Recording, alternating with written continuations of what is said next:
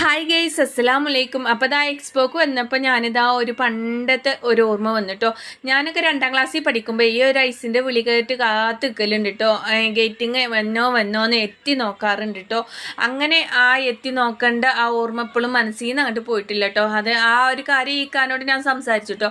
ആ സ്കൂളിൽ പഠിച്ചപ്പോഴത്തെ ഓർമ്മയാണ്. ഇപ്പം ഇങ്ങനെ ഇപ്പോഴും ഐസും കച്ചവടം തന്നെയാണെന്നൊക്കെ ചോദിച്ച് ഞാൻ കുറേ നേരം സംസാരിച്ചു. അങ്ങനെ എന്നെ അങ്ങോട്ട് മനസ്സിലൊന്നും ആയിട്ടില്ലെങ്കിലും ഇപ്പോൾ എന്നോട് പറഞ്ഞു, ഇപ്പോഴും ഓരോ സ്കൂളിലും കോളേജിലും ഈ ഐസും കച്ചവടം അതേ കച്ചവടം തന്നെ ഇപ്പോഴും ചെയ്തിട്ടിരിക്കണം കേട്ടോ.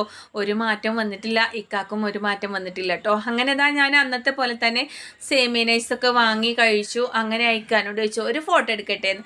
അപ്പോൾ അയക്ക പറഞ്ഞു ഞാൻ ഷോർട്സിൽ ഇടാൻ വേണ്ടി എടുക്കട്ടെ എന്ന് വേണ്ടി ചോദിച്ചതാണ് കേട്ടോ. അപ്പോൾ അയക്ക പറഞ്ഞു നീ ഒന്ന് പൊങ്ങിച്ചെടുത്തോ, കാരണം ഞാൻ വൈറലായ ഒരു വ്യക്തിയാണ്.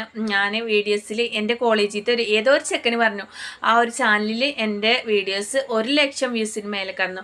അന്നത്തെ പോലെ തന്നെ ഇന്നും ഈക്കാക്കുന്ന